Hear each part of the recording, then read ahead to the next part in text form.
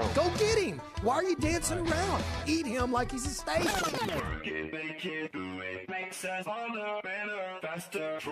He fits what TexAgs radio is about. He fits into what the listeners are going to want. He's a pro on every level. That's how long I've been on ya.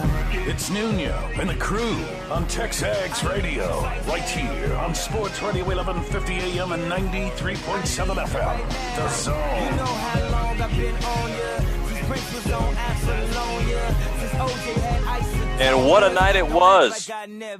Welcome in, ladies and gentlemen, to TexAgs Radio, presented by David Gardner's Jewelers here in the Rollo Insurance Studio in New York City. Yes, the dim Madison Square Garden-looking hotel room is officially where we do the show for the second straight day.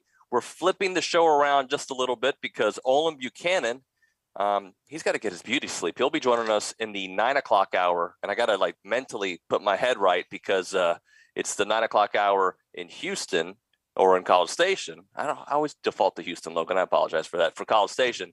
But it is here Eastern times, and Logan's going to start off the show here on the program as we look back at a night that was just epic on many different levels. We're here in New York City. That is the lead here. Texas A&M taking it to Washington State 72-56.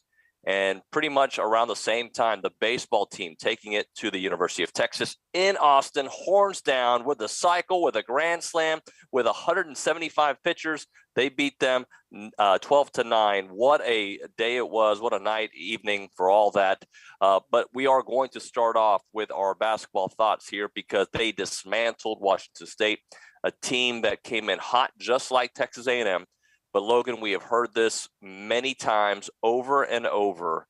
The teams that are built like A&M aren't really built like A&M because they bring it on a different level. Yeah, it dismantled is the correct word. They picked them apart piece by piece, both on offense and defense, especially in that second half. Texas A&M is rolling. Buzz has his guys going. And you're correct. The teams that are built like A&M are not built like Texas A&M. They just play at a whole nother level right now. I truly believe that Texas A&M's defense is tops in the country. Yep. I don't know who's playing better defense than the Aggies. And this is what I love about what they do. And you can't compare this team to early in the season, even when they were winning, because they're a different team. But what they do is they figure out what you do in game. And they're like, oh, you're going to leave the paint a little open when we drive, so we're just going to dump it off to Henry Coleman. And they expose them immediately when the second half starts. Oh, this is your best scorer? Yeah, he's not going to really score a lot today. In fact, he's going to be a bench player for a big portion of the second half because we got nothing from him.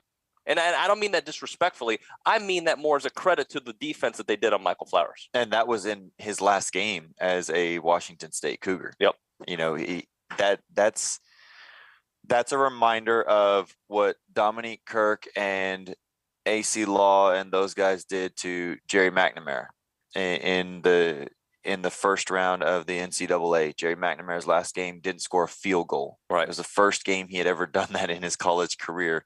Michael Flowers comes in, leading scorer, top 3-point shooter on the team, and did he finish with 5 points? Did he finish with 6 points? He finished with 5 points, 2 of 12 shooting, 0 for 5 from the 3-point line.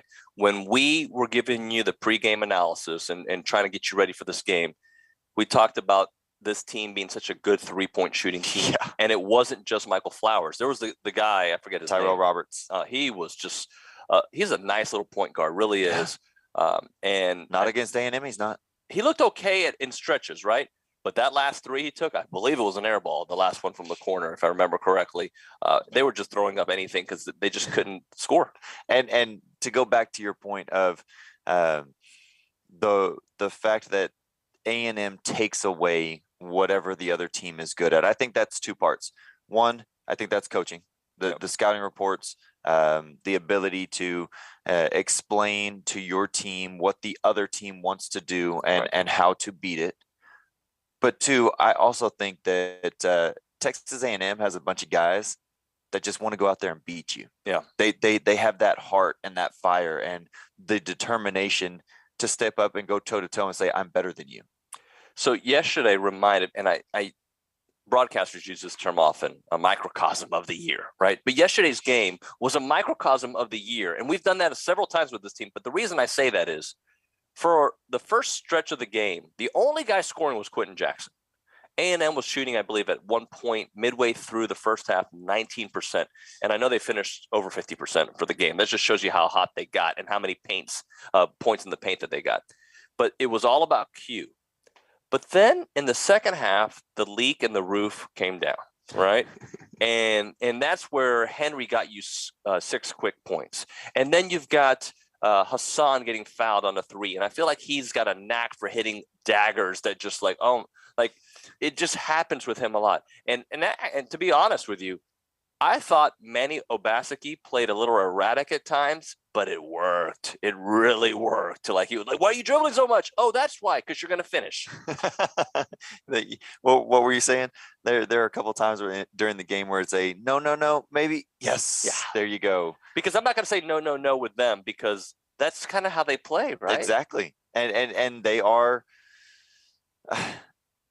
They are unpredictable. They are unorthodox right now. A lot of it has to do with youth. A lot of it has to do with the fact that Obaseki and Wade Taylor and Diarra, they're just different types of players. They're not the normal guys, and we've said it a million times. We're gonna say it another million times. They're Buzz type players. They're Buzz's guys. They're the ones that he picked, that he wanted to come in, and that's you're seeing the fruition of what can happen in a year, the type of transformation they can have.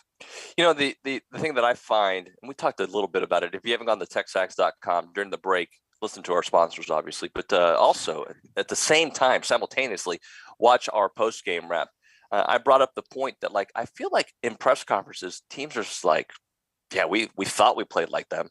Kyle Smith yesterday was very nice and matter of fact, we thought we played, but they bring it on a different level. And they do. It's I think calling them hustle players and hustle plays is a disservice to really what they do. They're just so zeroed in on what they have to do and on their game plan that it just shows up more. Well, and I also think that, when you say teams hustle and they play hard, you talk about specific plays. You talk about, well, here's where they got that loose ball or that charge, and then that steal to change the ends of the court to score an easy bucket in transition. You talk about specific plays like that when you talk about teams that are hustling and playing hard. That's something that A&M does the entire time. Like that, and that's why I think their defense is so good, and in turn, why they can score so many points in the paint is because they are consistently attacking. They are never on their heels. They are always proactive. They are taking the fight to the opponent instead of just waiting back, watching the opponent swing. And if they connect, then they got to react. No, that's not how it is. It's A&M that's throwing the haymakers all the time now. And let's make it clear. They're throwing haymakers all the time, and not all of them are landing. Right. A&M's offense is not always on point. It's not hitting. I mean, perfect example, the first half, 1 of 9 from the 3-point line. But they go into the locker room with a 6-point lead because of the defense. And Kyle Smith also said that, I bet you they were kicking themselves that they weren't up by 20. Exactly. And then they were. It's refreshing to hear the opponent's coaches so honest in their last press conference of the year. Yeah. Probably midway through the season, Cal Smith wouldn't have said that. He would have been like, look, hey, congratulations to the other team. They played a great job, not to take anything away from them. We missed a lot of shots. We didn't do how we normally play. We could have done this. We had these opportunities and we just let it fall through the cracks, or whatever they may say. In their last press conference of the season, when they don't have any other games, hey, hats off to Texas A&M. They took us out of our game plan. Yeah. They did everything right. We had some mistakes, but it was because they forced us into it. We didn't know that it was going to be this tough, so on and so forth. And that's the refreshing part of press conferences at the end of the year. Is these coaches are 100% honest. Yeah. I felt like Billy Liucci yesterday, because Billy, after press conferences, has been known to chit chat with Jimbo and with Oh no, I saw you go up and make friends with the coach and yeah, and rub elbows, and he got all excited because y'all are go to the same alma mater or whatever Yeah. whatever the background is. So I have to be 100% honest. On the message boards, somebody posted, have you spoken to Kyle Smith yet? He went to A-Leaf Hastings, class of 87. And I thought it was fake because on Wikipedia, I wish I knew this. Wikipedia did not have that information readily available. So I did a deep Google search, and there were a couple of, articles that he was class of 87. My brother Alex, also an Aggie, class of 87. So I texted Alex, do you remember Kyle in high school? He's like, yeah, dude, that team should have won state. They were fantastic. Really? Yeah, he remembered him. He's like, oh, yeah, this guy was a baller. I was like, really? So post-game, I feel like I should say something because he was chatting. He was very friendly afterwards. Absolutely. And we talked for a few minutes. And he even during the press conference was very friendly about A&M, knowing our culture, our songs, and whatnot from living in Houston. So I felt like that was my in. Like, hey, he was super nice and very complimentary of Buzz, and those two go back together a long time. And I don't want to say cut from the same cloth, but similar mindsets with the kind of talent that they have, how they massage it and go a certain way. No, he's a really good coach. And you could tell his team, I don't feel like they ever gave up against Texas A&M. They were down 27 with 9 minutes and 37 seconds to go in the game or whatever it was, just under 10. And I don't think his team ever gave up, but I do think they lost a little of that fight. They kept attacking and they were taking shots, but they were probably more frustrated about not seeing the ball go in the basket than anything else. And you can attribute that to Texas A&M's defense without question, because even when Washington State had an open shot, they were rushing it because they knew someone was going to come flying at them in half a second. And so that gets in your head as an offensive player. But to my point, his team, the way that he coaches his team, they didn't give up. They kept fighting and they got it down to, I don't know, it might have been 15 or 14 or something like that. And you didn't really feel a run coming on because A&M was still in it, but then A&M made 2 or 3 baskets and it was over. You knew at that point they've got this game and there's no looking back. I don't know at what point I knew the game was over, but I have this thing that works in my head, and I know other people do. They may not admit it, and you may not admit it out here, but like where I want a lead to stay at 27. I like there's a part of me is like, nah. You don't want it to grow to 30? No, I want it to grow. I don't want to see it at 16, right? Like I'm like, you know what, let's keep you in there. Let's just, because it is a one and done, but I also understand you want to get your players in and give them that moment. And, there's certainly that part of it, but I enjoy let's keep it a blowout. And 16 is a blowout, but let's keep it like a real blowout.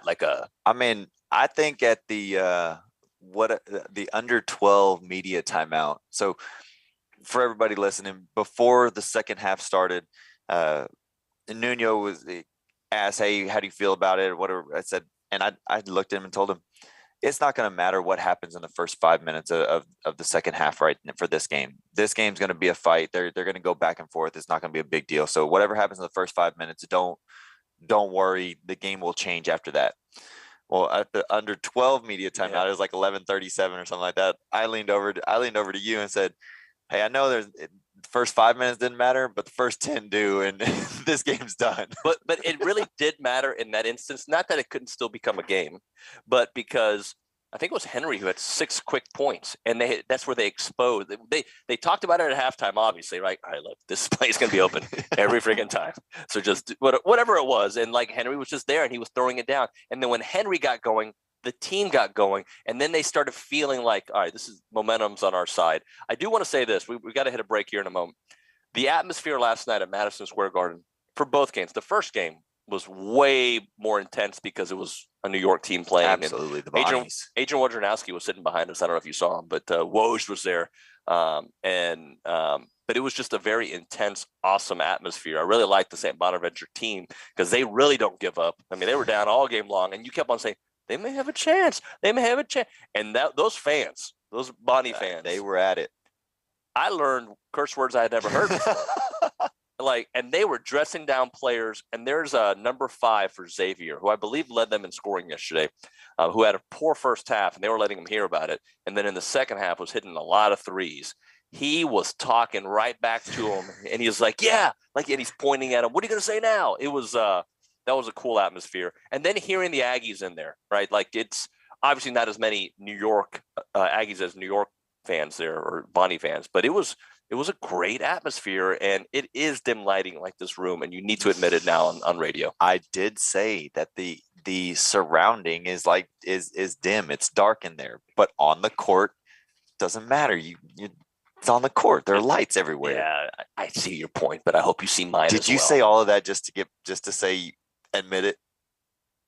Maybe. Okay, you were right. Maybe. You were right. You were right. All right. Well, you know what? We've grown here in our relationship here. All right. That's Logan Lee. I'm David Nuño. We are live here in New York. If you want to be a part of the conversation, you can text us on the A&B text line, 979-693-1150. And remember, all guests and callers join us on the BCSI hotline, that same number, 979-693-1150. Right now, a moment for the Association of Former Students. They've been doing it for a long, long time, 140 years plus. They've been serving Aggies all around the world, and they've done such an amazing job for that. But it's you who have allowed them to do that. Your financial gifts, your donations have allowed the association to be here, to be there, and to be everywhere. And you feel their impact here in New York City. You feel it around the world. And they just continue to give. They give scholarships, traveling Aggies. They help them with their costs, tailgate, muster, class reunion. That is what the association does. They help people out. And the why is because of people just like you listening, all you former students and many of you who have become Century Club members. You know the deal. They want to help people out. And they don't just help former students out. They're helping Aggies all around the world make dreams come true. So they have a website that I highly recommend that you go, IamTheWhy.com. IamTheWhy.com is where you go to get these great human interest stories, empowering stories about Aggies just like you. And soon you'll be able to upload your story on there and tell Aggies all around the world your story. I highly recommend you check it out. IamTheWhy.com. IamTheWhy.com. It's the Association of Former Students. I'm Chelsea Reber with your community calendar on the zone, brought to you by Christine Engler at AggieLoanExpert.com. There's never been a better time for a cash out refinance. NMLS 1309378, equal housing opportunity. You're invited to the Aggieland Delta Waterfowl Chapter Banquet this Thursday at the Brazos County Expo. Tickets must be purchased in advance at deltawaterfowl.org/events. BV CASA, in conjunction with the Robertson County Zero Tolerance Coalition, invites you to a Texas Tobacco-Free Kids Day event Saturday from 10 a.m. to 2 p.m. at the Ruben Gomez Eastside Park in Hearn. The 41st Annual College Station Easter Celebration is Saturday, April 9th from 9 a.m. to noon at the Bush Library and Museum. There will be several activities for children ages 7 and under. The event is free and open to the entire community. That's your community calendar, brought to you by Christine Engler at AggieLoanExpert.com. I'm Chelsea Reber on the Zone. Vera Bank is open and we are excited to serve you in College Station. Hi, this is Erica Archer, Treasury Management Officer at Vera Bank, and I specialize in helping businesses run their day-to-day operations more efficiently, saving you valuable time. Our team's job is to make yours easier. So give us a call or come by and see us off of Highway 6. At Vera Bank, you have a team of genuine bankers on your side, and you can bank on it. Visit verabank.com today. That's VERA bank.com. Vera Bank, member FDIC, equal housing lender. Hippity hop to the George Bush Presidential Library and Museum on Saturday, April 9th for the annual Easter celebration. The event will begin at 9:30 a.m. and include an Easter egg hunt, egg roll, egg toss, carnival games, face painting, kite flying, door prizes, balloon animals, complimentary refreshments, and photos with the Easter Bunny. The free event will be available for children age 7 and under. For more information, visit bush41.org. The flagship station for Aggie Athletics is The Zone. Whenever the Aggies are playing, you can hear them right here at 1150 and 93.7 FM. Thanks to our listeners and our Aggie broadcast sponsors, Schulte Roofing, Prosperity Bank, Hargrove Insurance, and Rudy's Barbecue. Here's a big gig-em to all these sponsors. Listen to Aggie Athletics on The Zone 1150 and 93.7 FM. On Sports Talk, Chip visits with Adam Richman of the History Channel's show, The Food That Built America. What have you learned about the people who created the food that built America? Oh, man, I'm so glad you asked that. But, like, seriously, like, you have to have a good product, but these people bet on themselves in a way that separates them. Sports Talk, tackling tasty issues for over 28 years. Weekdays from 4 to 6 on the Zone 1150 AM and 93.7 FM. Within our Seattle 3 concept, our guys have become very good at executing it as the ball moves. And then our staff has done an incredible job at trying to decipher whether it's Oregon, whether it's Wake, whether it's Washington State, specific to how they are at their best. What adaptations are we going to make to Seattle 3 to try to control their best players? All right, that is Buzz Williams last night in the press conference. Texas A&M does take it to Washington State. 72-56 is the final in that one. They move on to the final of the NIT, taking on a very good Xavier team, a team that I watched a little bit during the year, and then watching them up close yesterday, very impressed with. We are here in the New York City hotel version of the Rollo Insurance Studio. Appreciate everybody listening in. We are presented by David Gardner's Jewelers, and got some text messages that we need to address here on the program. But before we do that, Logan, the defense, you heard Buzz talk a little bit about it. What did they do to really defend Michael Flowers and make life hard on him? And I saw Q on him at times. I saw Manny on him at times. They gave him multiple looks. I think that's the thing. They give everybody multiple looks. You can't get settled in, and you can't read the defender after 5 or 6 plays. You're going up against 5 defenders every time, and you don't ever get comfortable. The speed of Texas A&M's defense, we've talked about it the last month, is top notch. Yep. They fly all over the place. They never give you an open look. Part of the factor is Quentin and Manny. They're long and they're quick, so they can cover a lot of ground. If you watch Manny Obasiki's defense, it doesn't necessarily look like he's moving very quick laterally, but he always has his, if I'm looking at him correctly, he always has his right hand up. And first of all, he's got a big old paw. Yep. And that's in your face. Second of all, he's got extremely long arms, so he can feel like he's close to you, but he's 4 feet away. Right. So that gives him room to react a lot quicker to a crossover, a spin move, a quick first step, whatever it may be. And you have a bunch of guys like that. It's just, it's frustrating as an opponent to think, okay, switch it off. I've got Henry Coleman because they're switching 5. I've got Henry Coleman on me. I'm not going to take a shot because he can cover ground. Let me back him out to the half court line a little and go at him off the dribble. And then all of a sudden you've got 3 guys in the paint. When you get to the paint, you've got 3 guys in the paint that are waiting on you there. Right. And you have nowhere else to go. You got to kick it out. Well, here you go. Kick it off. And then you're back to square one again. You know, there's so much fun to watch. And I remember the great Jose Altuve taught me a trick without even trying to teach me a trick. He didn't know he was doing this, but he doesn't like to talk about himself, as many people don't, right? And whenever you ask him a question, hey, this milestone, this or that, he would always get real quiet. He's a quiet guy.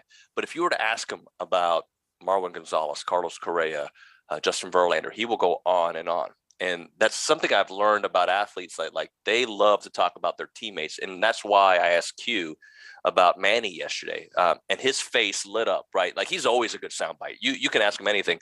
But I think he was exceptional in talking about their relationship. And, hey, I'm taking him to the court and we're working. That's my little brother. And I've watched him grow. And I've told him when things weren't going right, they're going to go right. That relationship has flourished on the court and off the court. And I love seeing that, teams always have a brotherhood, but I love seeing it with these guys. Yeah. When you asked him about Manny, he kind of sat back a little, had a smile on his face, and stepped up and went up to the mic and said, "Man, this is my guy, and I could go on and on about this kid." Mm-hmm. I mean, I've never heard a teammate describe another teammate by saying he is the sweetest kid. Yeah, that's exactly, and he called him a kid. I know. He said, "Man, he's just the sweetest kid off the court, and he's got no ill will towards anybody." But I like the way he said when he said, "When I realized that Manny would come to the gym and work out whenever I called him, and I saw his work ethic, that brought out something in Q to want to help him even more." And that's a tremendous teammate, being able to recognize this kid wants to be better. Yep. And I need to help him because I know he has more in it, but he doesn't know where it needs to come from. And he was slowly pulling it out of Manny, getting the confidence to him, because he knew he saw the skill set. He just didn't have that confidence. Such a sincere statement. A couple text messages to get into, and then Billy's going to join me here on the show. David and Logan, love the analysis. Enjoy NYC. Thank you very much. Forrest says to tell the truth, OB is doing some Manhattan mattress. No, he's sleeping. Let him be. Steve says, "Hey guys, if the Aggies win the NIT, will this be a middle finger to the NCAA not taking them?" I think the middle finger has already been done. It'll just be the end of the story and the beginning of the next chapter, which is what they do next year in the NCAA tournament. Yeah, I think the middle finger was quite literal in Buzz's press conference when he gave those stats and everything of how many teams and then he slightly scratched his nose before he even started with his middle finger, probably not on purpose, but you know how TexAgs is, and they caught that and they screenshot it, and they went what it is. But yeah, I think this is just completing the story. Go ahead. Well, I was going to say last text, and then we'll get Billy on the show here in a moment. But Sandy says, "Unhinged Henry is my new hero. Called it yesterday. What a great coming out party he had along with Mo and Whoop." And then she screenshots her text message to the show yesterday and highlights where it says, "What will it take for us to see an unhinged Henry Coleman feel like he's been reserved so far this year in most games?" I disagree with that comment. He, in the beginning, was on and off. He'd go off for a few days and get back on. But I feel like since, especially through the SEC tournament, he was huge. I think he's been big throughout all of conference. When they started 4-0 in conference, he was the guy that was kind of holding them down, him and Radford and Q. But I want to go back to, I think Sandy sent a text message in before I got on radio yesterday talking about your setup here. Not a good setup. But you know what? That's what I took away from all her text messages yesterday. Sandy, I love you. You're awesome. We could use your help. There's no question about it. No doubt about that. All right, let's do this. Let's hit a break. I'll come back with Billy here. Logan, you stick around for a little bit, and we'll continue breaking down this Texas A&M victory over Washington State as they move on in the NIT to the final game against Xavier here coming Thursday at 6 o'clock. It's TexAgs Radio. His playlist might have Oasis, Bad Bunny, and Kanye, but he's thinking about his Aggies all the time. Hey! It's David Nuño and TexAgs Radio on The Zone. Who do you think is the best? Nominations are now open for the 22nd year of the Best of the Brazos Valley. Go to bestofthebrazosvalley.com and submit your nominations for the best in dining, entertainment, service, retail, automotive, health, and wellness, and everything in between. If you think it's the best, make sure it's on the Best of the Brazos ballot. After 22 years and hundreds of thousands of votes, this is the one that counts. Nominate now at bestofthebrazos.com. If you own construction equipment and need replacement rubber tracks, now's the time to get $200 off your next set of rubber tracks at WPI. Regardless of your machine's make or model, WPI can help. From custom hydraulic hoses, O-rings, and depth to teeth, buckets, and blades is at your local WPI. Visit Jesse James at WPI's new location in Bryan. Hurry in. $200 off rubber tracks in soon. Highway 21 East at Marino Road or click WPI.com. Phoenix Knives invites you to meet the bladesmiths who competed on Forged in Fire, one of the largest custom knife shows in Texas. The Texas Select Custom Cutlery event, hosted at the Austin County Fairgrounds in Belleville, features knife makers from across the nation. Shop for that perfect handcrafted knife, get pictures and autographs, plus live forging demonstrations and chopping competitions. The Texas Select Custom Cutlery event is sponsored by Paragon Kilns, Ballistic Dummy Lab, and Texas Knife Makers Guild. Tickets are $5 at the door, April 2nd and 3rd. For more info, visit TexasSelectEvent.com. Hey parents, when it comes to your child's education, there's a lot to consider. No matter what you're searching for, search the Bryan Broadcasting half-price tuition program first. We've partnered with schools and learning centers throughout the area to get your students started with high-quality programs at half price. Right now, we're featuring half-price tuitions at Hopewell Classical Day School, Kinder Music, Happy Camper School, and more. Half-price tuitions are first come, first served, and availability is limited. Go to halfpricebrazos.com.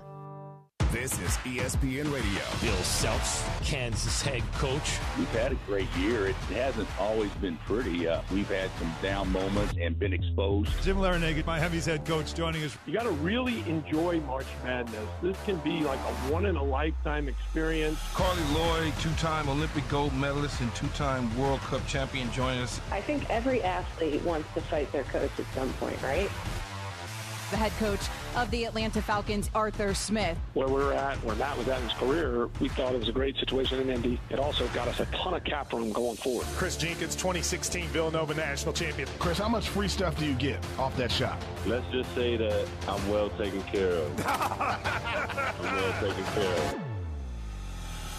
Listen in to ESPN Radio, weeknights and weekends on Sports Radio, 1150 and 93.7 FM.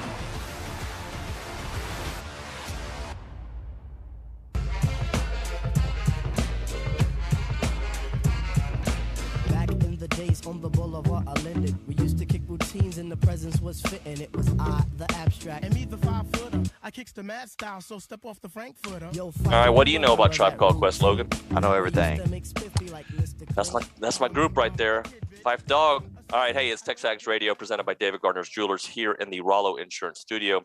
We are waiting on. No, we're not going to wait. We're just going to go straight to the BCSI hotline. We are joined by the great Billy Liucci, who was holding court last night on social media as the Ags win in baseball over Texas, and, of course, the big NIT victory. Good morning to you, Billy. What a fun night of Aggie sports, Nuño. It was a great night of Aggie sports, man. So how did you take everything in? Were you just chilling at the house, taking it all in? How did you have it all broken down? Yeah, because I wasn't about to go to Austin, and would have liked to have been able to fly up there, but we're still on hold in that department on my recovery. But other than that, all good. Got to rehearse these questions, so I don't have to tell you too much on the air. But yeah, it was. I enjoyed. I literally sat here and flipped by myself and was waiting until they were both over to tweet about it. Although basketball, after about the first, I don't know what it was, 12 minutes or so, I didn't see any way basketball lost. I think it was just a question to me of, the start was like, okay, this might be a 40-minute slugfest. But really, once A&M pushed it out to like 7 or 9, I truly believed I'd seen enough to say, okay, they're still going the way they were going. They've been going. It wasn't so much because of how that particular game was. I mean, you see teams all the time, ebbs and flows of a lot of times margins a lot bigger than that. But once A&M got going with that confidence and that defense and just figuring out what they were doing, it was just more of like, here they go again. To be honest with you, I mean, that's where I'm at with this team. Here they go again, and they're not losing. And it's just a matter of, I still wasn't sure if it was going to be a close game or not. I didn't know that A&M was going to push that out to 20. I knew it was possible, but I just felt extremely confident that they were not going to lose that game. And coming from me, that's saying something, because it takes a lot for an A&M team to get me to that point where it's like, this thing's a wrap. A&M's a better team, and they won't lose to a team that's not as good as them. I mean, I go back to there are just certain teams that it. 2012 football, obvious. That was an obvious one. 98 football was an obvious one. The AC Law teams were obvious. There's not that many of them. I'm not saying this team is a top 5 A&M sports team of all time, but what I am saying is I have the utmost confidence in them right now, and this is dating back for over a month now, but especially in the postseason where, man, they get it. They figured it out, and they are really tough to beat. And who knows, David, the more we watch them, right? And I think, and here's what I'm noticing, is the more other people watch them too. It's not just Aggies. It's not just us that are watching going, oh, wow. The more other people watch too, you're realizing what they could have done had they been let into the tournament they should have been let into. And maybe we would be talking about them as one of the best A&M athletic teams of all time. As crazy as that, I know that's crazy to say, and it sounds crazy, but who's to say what would have happened had they been let in that tournament? And I know if they'd have been in the 12, the play-in game, it would have been a tough ask. You saw how they were against Alcorn. Part of that, I think, was disappointment to not be there, that they quickly shook, which is also extremely impressive. But the other part may have been tired legs, and they would have definitely been dealing with that on a Tuesday or Wednesday game. But if they'd have got through that one, who knows? I mean, you saw UCLA do it last year. Saw them get within a shot of the championship game. You saw Loyola Chicago in a Final Four a few years ago. We've seen teams that faced a lot less daunting of a schedule get into that tournament and make runs really far. And I just think this team would be so hard to beat. And it's not that they would be. They are. They've won 11 out of 12. They've won 11 out of 12 games. They've played now what is it, Nuño? 8 elimination games, 7-1. They're 7-1 in elimination postseason tournament games. And I know you saw my tweet because I saw where you liked it or whatever, it came up. But if they haven't been up by 20 over every one of those teams, it's been, I would bet money that it's been at least 18. Between Arkansas, who went to the Elite Eight, Tennessee, who was a 3 seed, should have been higher, Auburn, who was a 2 seed and were the SEC champs, were number 1 for a long period of time this year. Florida, and now Oregon, who's a very talented basketball team. Wake Forest, ACC club, who had the conference player of the year, who they held at 9. And then last night against the Washington State team that was playing really, really well coming in, they've led all of those teams by at least 18 and probably 20 plus. I mean, they've destroyed to some level. I mean, Auburn and Florida made those runs at the end, but they've really dismantled everyone they've played in the postseason, save Tennessee, which, by the way, was their 4th game in 4 days. Billy, I think in the last couple of weeks, we've seen where the baseball team does something great, the LSU series, and then the basketball team, I think it was the Oregon game, on the same day. But I don't know. You tell us, in recent history, an evening like we had last night where both games meant so much happening, where there's just A&M taking over the television world there with their games going on almost simultaneously. Yeah, listen, that was baseball goes down to Austin and beats a top 10 Texas team. Like, even forget the fact that it's Texas for a second. They're a top 10 team that was in the World Series last year. They're a very possible super regional host. Now, they've lost, 3 out of 4. And I think, they're up to 9 losses on the season now, when I think about a month ago, these Longhorn fans, and I'm not joking when I say some of them they were literally like, guys, we will lose a game at some point, but we won't be able to go undefeated. Like they thought they were that good. They're not, but they're still really good. And A&M's now beat them 3 or 4 in a row. I think it's 3 in a row, 4 out of 5 during the regular season. But to go down to Austin and get a win like that for this team, it's really significant if they continue to improve for their postseason chances. I thought that game, I said it yesterday, right? That game in Texas State are big ones that they need to go get. When you lost to Houston, you lost a chance there, but they went and did it one better by beating Texas. But if you look in the last couple weeks and you go to Baton Rouge and win a series, you dropped one to Auburn. That one's going to sting because they know they should have won that series on that Friday night game. But they're playing such better baseball. They didn't play great down at Rice. Really, the 6-run inning. Otherwise, they score 15. They score 12 yesterday on 15 hits in Austin. The bats have really come alive, and they're going to get their best hitter back here, I feel like, pretty soon.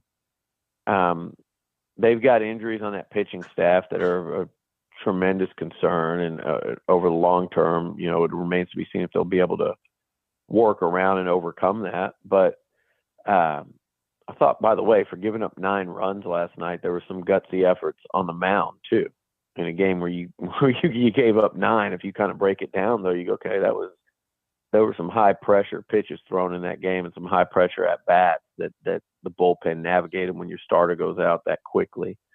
But Nuño, the point I'm getting at is the bats have really come to life. This team is starting to believe, and they've gotten a lot better over the last couple of weeks. Significant strides in terms of the caliber of baseball team they are. And they're doing it, kind of with one injury after another. But now maybe, hopefully, they'll be on the side of things where a couple guys start coming back, and that would be really significant. But right now, you're watching a team get better. And when you're watching it on the same night that a basketball team that everybody had written off for dead with 8 losses in a row is now 1 game away from cutting down the nets in Madison Square Garden, you realize that, trying to just fully describe a baseball team and put it into a certain box and think that the book's written on it a month into a season, 5 weeks into a season is too soon. It's way too soon. There's a lot of baseball to be played. So we'll see. I'm encouraged by it for sure. But last night, Dave, was really fun because you beat a top 10 team on the road in baseball and an arch rival of all the things. Like, to go win in Austin and to do it with the dramatics of things like Dylan Rock's grand slam. That was something. And then you have, another guy hit for the freaking cycle, who I thought when they signed him from out of the transfer portal, I guess signed or whatever you call it, from Arizona State, I was pretty fired up just when you looked at his stats and stuff. When you look at his stats, it was, man, this guy can hit.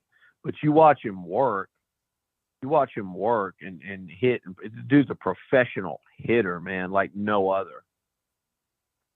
So when you get a grand slam and a cycle like Moss did, that's just adds a grand slam and a cycle against Texas in Austin to beat a top 10 Texas team simultaneously on the other side of the country in New York City, in Madison Square Garden.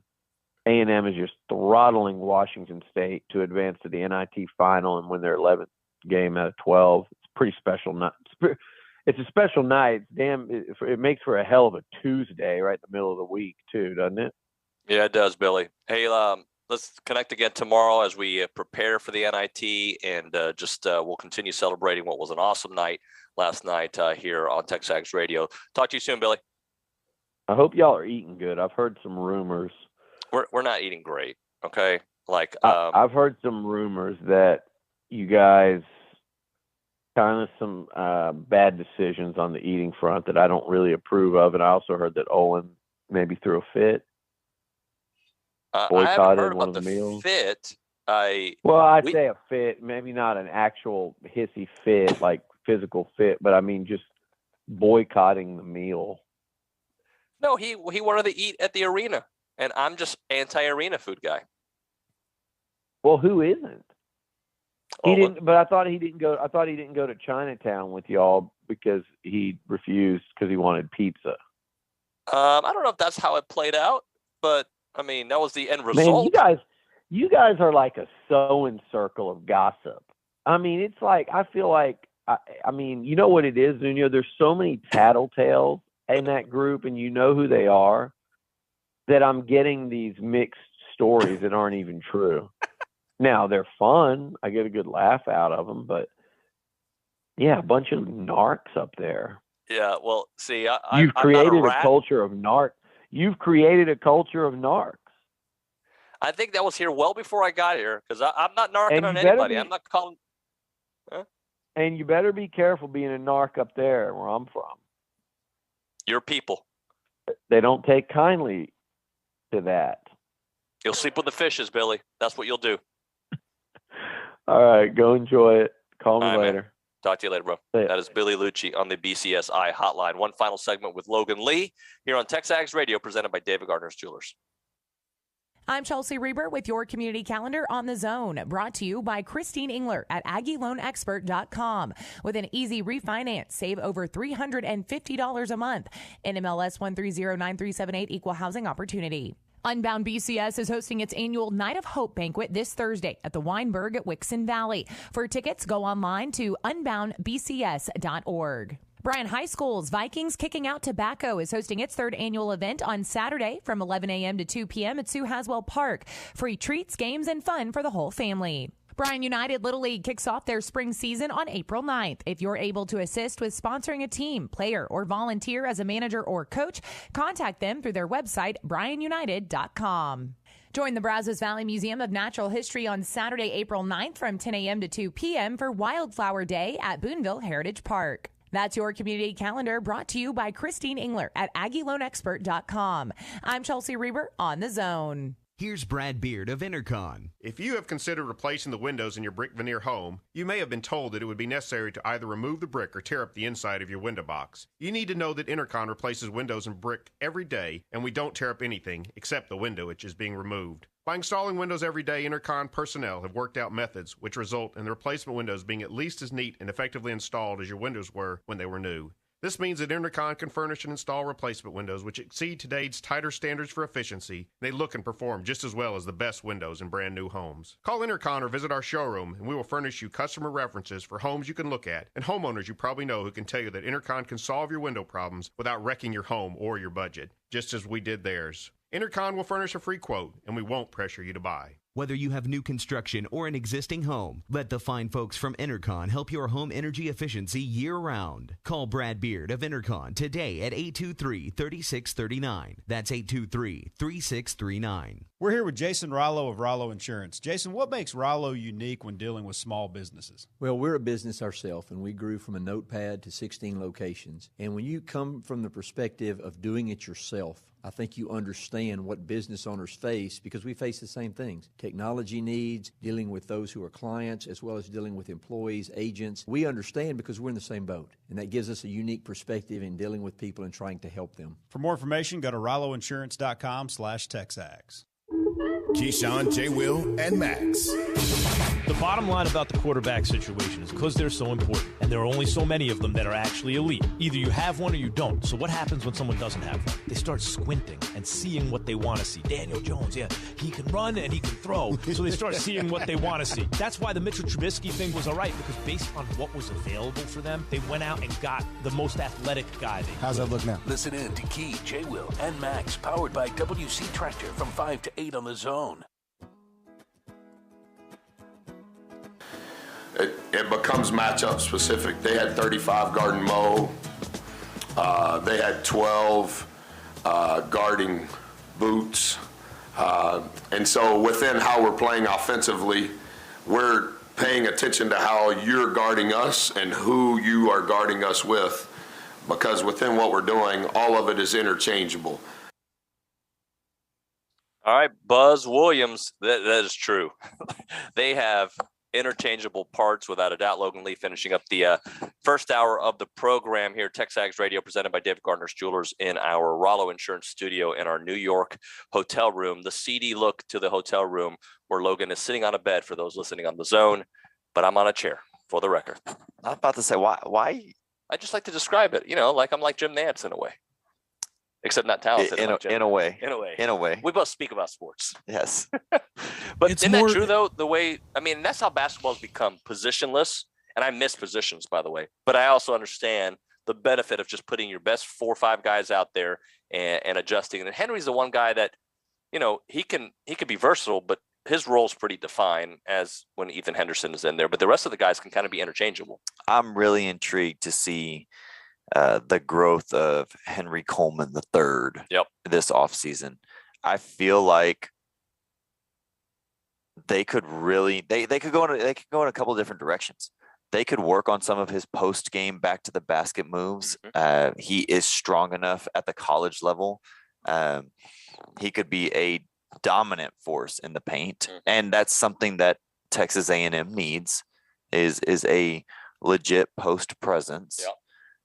Or they could work on his lateral movement, his ball handling skills, his mid-range jump shot right now, and they could turn him into a monstrous 3-4-4-3 type guy. What a find. And really thank you to the transfer portal for that reason there, because there is somebody playing right now. Maybe it's the kid at Kentucky. Maybe somebody around the country that isn't getting the minutes that they could use to develop into becoming a nice player.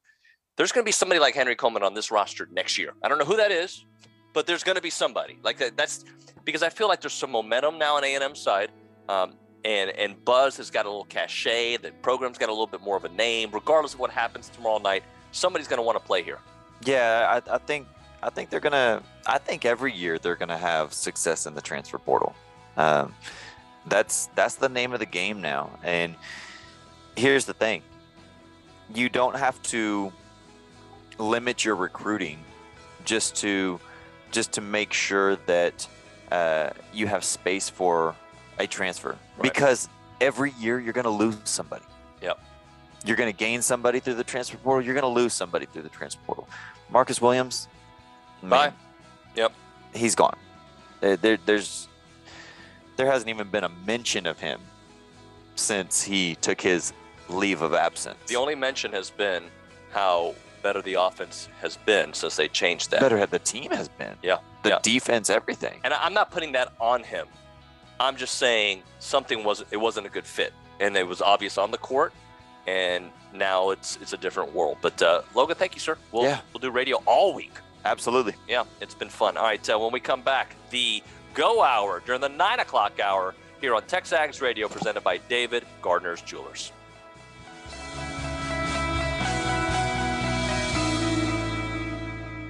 So, how are the kids? Well, Emily made the honor roll. Oh, good for her. Yeah, we're really proud of her. Tyler, on the other hand, though. What's going on? He's been moody lately, just feeling down and not like himself. Oh, we've been there. Nick was struggling last spring. He was so anxious and stressed. Really? What helped? Well, he joined the soccer team, and ever since, he's been a lot happier. He has more energy, he's less stressed, and he's definitely in a better mood at home. It's made a huge difference. That's awesome. Yeah, I'm glad he's getting out of the house, he's getting some exercise, and he's off his phone for once. It's been good for his mental health. Sounds like it's been good for your mental health, too. Participating in Texas high school sports improves students' physical and mental health. Encourage your son or daughter to get involved. This message presented by the UIL and the Texas High School Athletic Directors Association. Your home for Aggie baseball. From the first game to the last game, Homer Road is Zone 1150 AM and 93.7 FM. Plus online at RadioAggieland.com. This is KZNE College Station Bryan.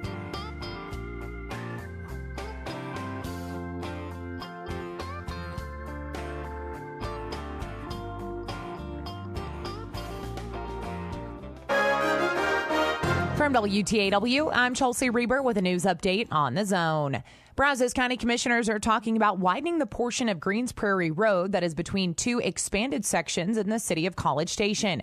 During a workshop on another topic yesterday afternoon, County Auditor Katie Connor announced holding a workshop on capital projects next Monday. I'm only going to present two capital project funds, the CO debt from 2020 and the regular capital improvements fund. It rises, in my mind, to the level that the whole court has to determine where the money's coming from. During the same discussion, commissioners brought up widening the county portion of Greens Prairie, something requested during the public comment portion of a recent meeting. Next Monday's workshop starts at 1:30 in the commission's meeting room. Next Monday and Tuesday may be the last time a College Station ISD committee considers changes to the district's high school grading and class rank policy. CSISD board members were told this month to possibly plan on final action in May.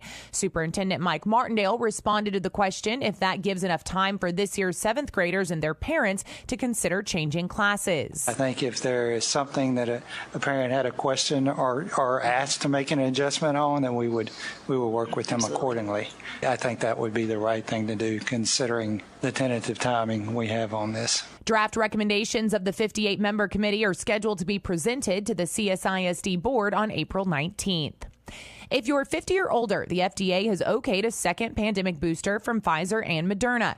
The reaction to federal approval for a 4th vaccination from the Associate Dean of Texas A&M's Global One Health Department, Gerald Parker. Would be unfortunate if people become so numb to getting another shot, then when we really need it, people don't get it. Dr. Parker says there is the possibility we get a COVID variant that is resistant to the vaccine.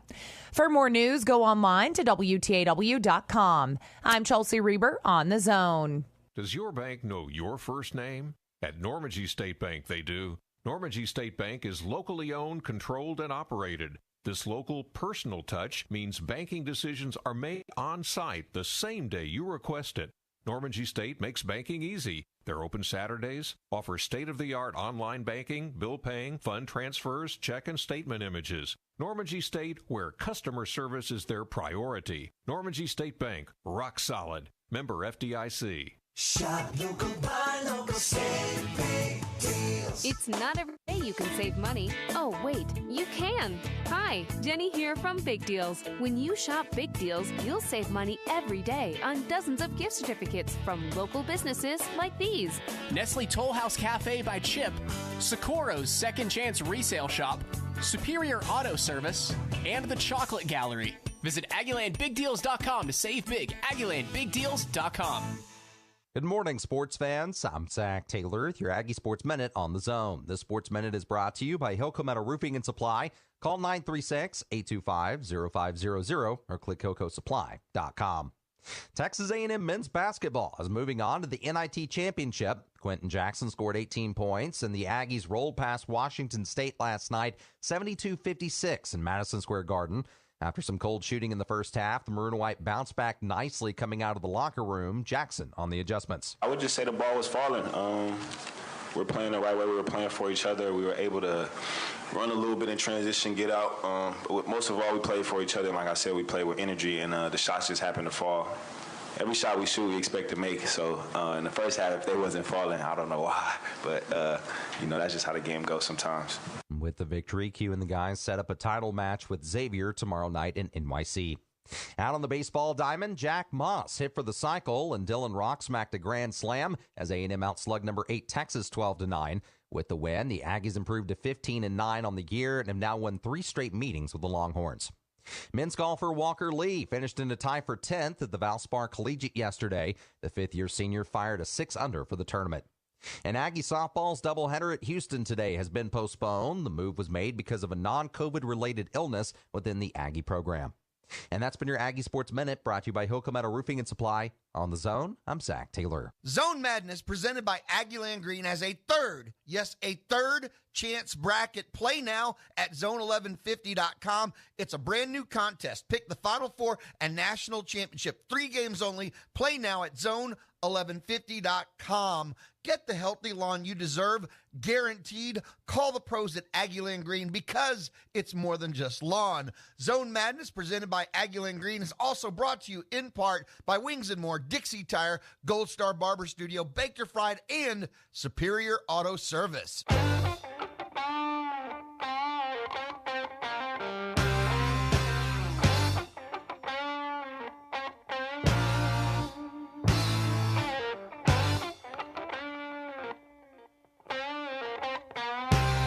And we are back. We call it TexAgs Radio. We are presented by David Gardner's Jewelers. We are here in the Rollo Insurance Studio in New York City. Our CD hotel room is actually a nice hotel, but it just the lighting, OB, kind of sets I think a Madison Square Garden dim lighting kind of tone. They like it dark in Madison Square Garden, don't they? Yeah, what an atmosphere, man. I talked about it with Logan, but you and I sat next to each other for a little bit of the Bonnie game. That was fun. It was. My only regret is that St. Bonaventure did not win the other semifinal because they had a lot of fans there. They were very passionate. I learned new F words, ways to use it. Referees, like they laugh. Like it's just, the kind of environment you're going into here in New York City. It's not like Reed Arena. It's not like going to the American Airlines Center. It's a different world. Yeah, I think up here I've learned that the F word is kind of like used as a verbal pause, like where I might go, or, Right. That's just F word. And by the way, I'm glad we're not taking on St. Bonaventure because I think I might get into a fight. And the reason being, and there was people behind us that like threw their jacket on the guy So we're sitting courtside. I think some of you saw us. I got some tweets about it or text messages about it, but we're right behind the first row. And this guy got so upset with the referee, he threw his jacket and it hit the dude sitting on press row. And, but like they were mean and like, don't look at them or say anything either. And it was hilarious because I saw this one guy from Cincinnati. There's fans just ragging on him. He hits a three and he turns to him, does the sign for three. And they just, the Xavier kid, number 5. Yeah. Did I say Cincinnati? Yeah. I meant Xavier because it's in Cincinnati. Yeah. So they really reacted to that. But I like that. You want, and I'm sure that there's going to be some Xavier fans that are going to be very passionate. Well, there were a lot of Bonaventure fans, Bonnie fans, a lot. Somebody texted earlier on the A&B text line, what did it feel like from an A&M perspective? Was it a great crowd? I don't know if great crowd is the right word. It was a cool crowd. It was, you heard them. Yeah, you did. It wasn't a huge A&M contingent, but, it's a long way to go. And it's not cheap. But you know what, though, OB? After the show yesterday, we went and shot our video in Times Square. And I'm telling you, you saw a lot of maroon. And I'm going to give you examples of maroon that I saw. Who do you see? It was Henry and was it Aaron? I forget who it was. It was a group of A&M basketball players walking by. We saw Ross Bjork with Federico Palomo. Is he the one who does the Fernando does the show, right? The ESPN Deportes. Gosh, I get them confused. I think Fernando does. Yeah, the show. Fernando. I think Federico's down in Miami. Yep. So we saw them walking. And we saw parents of players, and they stopped and talked to her. Like you felt like walking through Times Square where there's millions of people. I saw the nude cowboy and a lot of maroon. Yeah. Well, first of all, the A&M hotel's the Marriott Marquis right there at Times Square. Okay. So you're closer to, I guess, where all the Aggies are staying. Yeah. So that increases your odds of running into them. I ran into no Aggies when I was walking my way up to Joe's Pizza. And you like Joe's Pizza? It was good. And it was really good pizza. It wasn't life-changing where it's, oh my God, I have to eat this pizza. I have to make a special trip for this pizza, right? It was very good. You enjoyed it? I did. In fact, I got 2 slices. I went, that Liucci's going to pay for. Yeah. And then I enjoyed it so much, I went back for a 3rd slice that I paid for. There you go. Right. But that said, I don't know that I would make that walk again just for that slice of pizza. Right. No, I get that. I forget who I was talking to yesterday, but somebody told me pizza's pizza. And at the end of the day, yeah, I think pizza is pizza, but there are better versions of pizza. There are better versions than others. And unfortunately, I don't think we have great pizza in College Station. There's a place I go to, that I have delivered. I'll tell you off air that I like. Okay. And maybe it's because it's new, but I've been very happy there. Is that Domino's place? In South College Station. Not Domino. No, I'm not saying, hey, all props to them.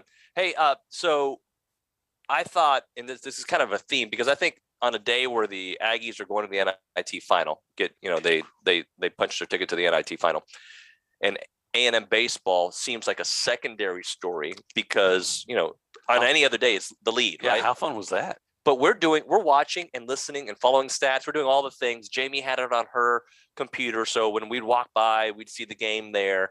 And we also have the stats up, and I'm getting text messages from my buddy Philip Vargas, who was ahead of the stat broadcast that I had open. So, I would say they just hit a home run, and then it would pop up on the thing. So thank you to Philip for doing that.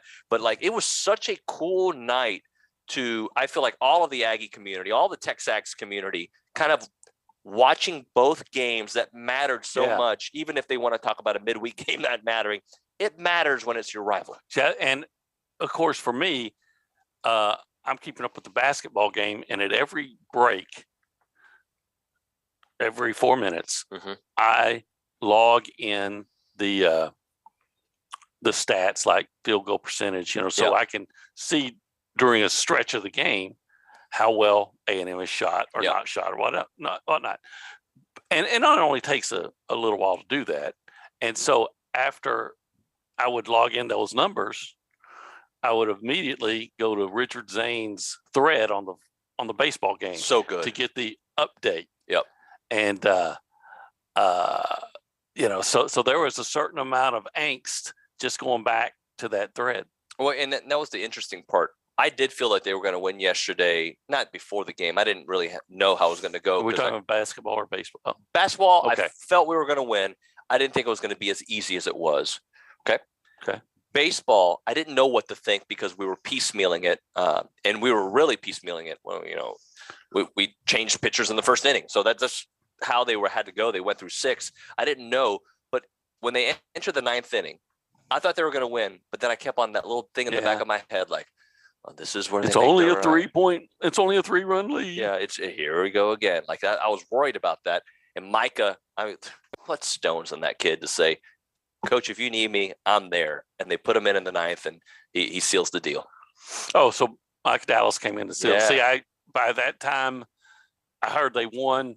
That's all I looked at, and then I was right back in basketball mode. So. Now, I didn't see this, and I would love if maybe Dalton or somebody can send me a link or if there is something out there. But apparently, after the game, I'm watching the celebration that's on social media, and it was cool to see the Aggies, horns down, enjoying it. But apparently there was like I don't want to say tense moment between Schloss and David Pierce, but it was apparently there was a dialogue, and I didn't see it, but it caught some people's attention.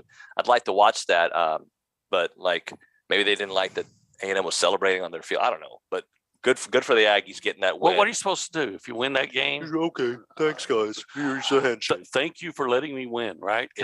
Listen, I don't mean this to be just being a wise guy. I'm just speaking the truth here, because I covered that team.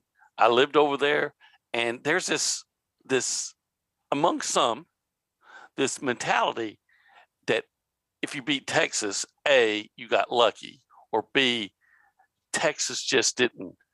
You didn't win. Texas played poorly, and so you should thank. Yeah, I mean, not literally, but there's a feeling that you should thank Texas if you won, but for not playing their best, and that gets old fast. I saw a tweet from the Longhorn yesterday, and I hate that I get so many, because Twitter's changed the way they go about their business to where if you like a certain comment, or anything in the ballpark, they start infiltrating your feed with stuff that doesn't matter to you. So, but I got some Longhorns on my feed yesterday, and they were saying we're everybody's World Series, but we're losing all these games. So does it really matter? And it's not that you are everybody's World Series. I think you are a very good baseball program who is, at one point was the number 1 team in the country for a while and still favored to go to the College World Series. It doesn't matter if it's Texas or if it's, Cal State Fullerton. Top 10 matchups matter on the road. And guess what? Your rival, they are our rival 90 miles away. It matters. What I would have a problem with that is that I heard that it was a full house at Dish Falk. Like the second biggest crowd ever or something like that? I don't know that, but I heard it was a full house. Well, if it's only the big game for the opponent, right, then why is the place sold out? And then they'll say, well, you're only 90 miles away. Well, you would come. Well, so then, you're saying there's only Aggies that are there? So buy your own tickets then, bro. It's your place. I mean, but obviously it was a big game to Texas because their fans turned out in droves. Yep. And they lost. And they went home disappointed. And it's so cool for it to happen within, I don't know if it's minutes. I don't have a recollection of time. I just know within very close to each other, both games were finished. What about that A&M defense? How incredible that performance defensively. Now, offensively, in the second half, they shot 73.3% in the first 12 minutes. That's ridiculous. That's crazy. There was a point where I think their shooting percentage dipped to about 17% in the first half, right? And it was, 8 minutes in, 10 minutes in, whatever it was. But then for them to finish with 56 points in the paint, that's an absurd number. And let me tell you something. Manny Obaseki, at this point in his career, has never struck me as being a pure shooter or anything like that. Great athlete. Yep. And last night I was like, oh my gosh, look at this shot he's going to take. That's a bad idea. Oh, it went. That's it. Yeah. It was, and he would jump so high. And then I know we talked about this.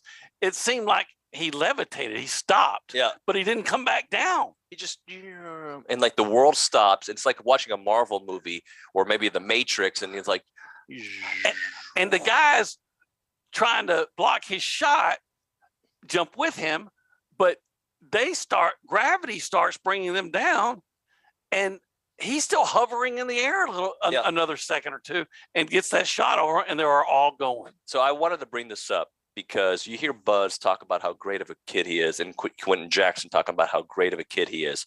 Well, you and we had an exchange with Manny yesterday that I thought that, like, it's not a huge thing, but players don't do what he did, OB.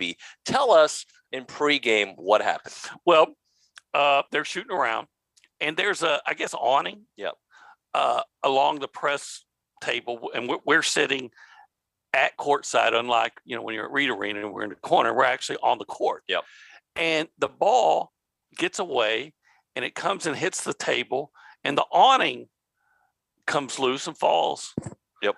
And Manny comes over and puts it back. And it reminded me, I'm a big Dallas Cowboys fan, of a couple of years ago. Dak Prescott threw a cup of Gatorade. He'd already drank it, so he's throwing the cup away, and he missed the. That's right. He missed the trash can, so he gets up and puts it in. Which you don't have to do that. They got guys to do that, but I'm going to pick up the trash. And Manny, you don't have to do that. That somebody would have come along, but maybe it was his ball that missed or whatever, or he felt like he should have got it, and he goes over there, and it's just a small thing that would never have noticed, maybe not, except we were right there. Yeah. And then we had a brief. There was an exchange. And I wanted to bring that up. So, because I find this pretty cool that we're watching this happen in real time. I told you I ran into some of the players there in Times Square. And when I noticed, like Henry was the first one we noticed, right? He was like almost taken aback that I knew who he was or that somebody knew who he was. And I felt like the same way with Manny when you told him, Manny Obaseki, and he kind of looked at you like, you know who I am? Like, it was one of those like, yeah, we know exactly who you are. You're a player, my friend. Yeah. And, when your senior teammate, Quentin Jackson, in the press conference is asked about you and he calls you a sweet person. Yeah. When, that's, if my wife or my grandmother, rest her, had said, oh, he's so sweet. Yeah, I get that. But when it's your 22-year-old teammate and he feels comfortable saying that, I mean, not that he shouldn't, but I'm saying he's just not, somehow he's a really cool guy, good dude. I mean, he's a really sweet guy. That statement just probably really encapsulates who Manny is. We don't know him that well. No. But by the way, Henry Coleman, he is a really, really good guy. He is. Yeah, and I think Buzz likes to recruit those kind of guys because you see it with Q, you see it with Boots, you see it with all these players. Another thing that I noticed in that exchange, there was a security guard who was walking right behind him when it happened, and he was, I think, going to fix it. And he turned to us and he said a Buzz line. That kid was raised right. Yeah, he really did. It's just one of those little things, but and I think that's why we're here in New York City, not to give you reports on people's behavior, but like to give you behind the scenes glimpse into But now I believe after that game that he had, that Manny needs to fix an awning before every game. Yep. Because gosh, what a second half he played. What a second half Henry Coleman played. Everybody, but it was amazing. Let's do this. Let me give out the text line number on the A&B text line, 979-693-1150, A&B, a College Station branch of the Amarillo National Bank. Good Texas Banking, the website, amb.com. And as a reminder, all guests and callers, join us on the BCSI hotline. I do want to get into some text messages and break down this game a little bit more with you, OB. Everybody's got their perspective, but I think at the end of the day, the reason A&M is dismantling teams, there's two parts to it, in my opinion. It's the obvious, how they they outwork everybody else. And the other is, I believe, the in-game coaching that we have seen from Buzz Williams, where he finds flaws or loopholes or whatever you want to call it in your offense and in your defense, and he learns to attack it. And that's why in the second half of these games, when teams think they're going to make a run and get back into it, there's so much distance. So we'll get into that when we come back here. But right now, let's talk Heritage Films.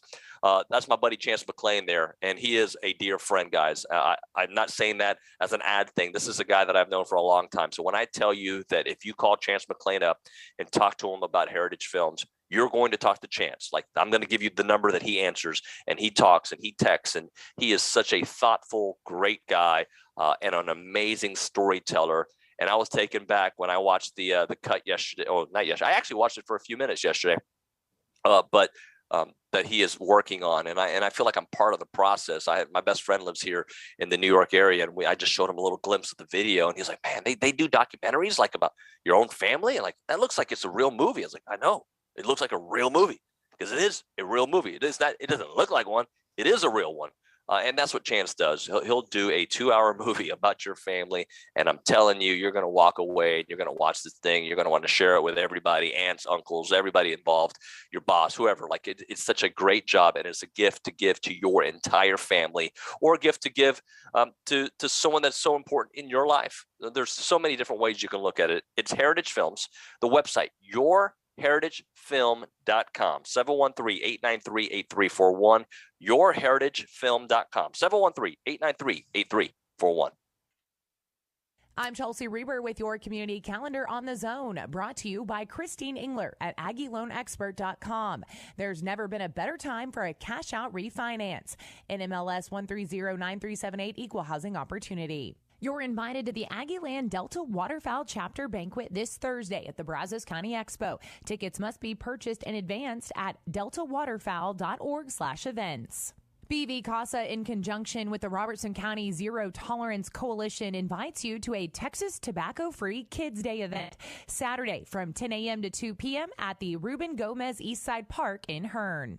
The 41st Annual College Station Easter Celebration is Saturday, April 9th from 9 a.m. to noon at the Bush Library and Museum. There will be several activities for children ages 7 and under. The event is free and open to the entire community. That's your community calendar, brought to you by Christine Engler at AggieLoanExpert.com. I'm Chelsea Reber on The Zone. Who do you think is the best? Nominations are now open for the 22nd year of the Best of the Brazos Valley. Go to bestofthebrazosvalley.com and submit your nominations for the best in dining, entertainment, service, retail, automotive, health, and wellness, and everything in between. If you think it's the best, make sure it's on the Best of the Brazos ballot. After 22 years and hundreds of thousands of votes, this is the one that counts. Nominate now at bestofthebrazos.com. Hippity hop to the George Bush Presidential Library and Museum on Saturday, April 9th for the annual Easter celebration. The event will begin at 9:30 a.m. and include an Easter egg hunt, egg roll, egg toss, carnival games, face painting, kite flying, door prizes, balloon animals, complimentary refreshments, and photos with the Easter Bunny. The free event will be available for children age 7 and under. For more information, visit bush41.org. Question: would you pick a chain barbecue place over a hometown joint? Do you root for East Coast universities instead of the local team? Nah, then why choose a big Wall Street bank? A&B started in 1892. 5 generations later, we're still owned and operated by the same Texas family. We support this community. We value your privacy. We make quick decisions, and we hate red tape. We answer to you, not Wall Street. Bank with A&B. Family owned, Texas proud. Member FDIC, Equal Housing Lender. This is Jerome from Birmingham, previously from Paul Feinbaum Show.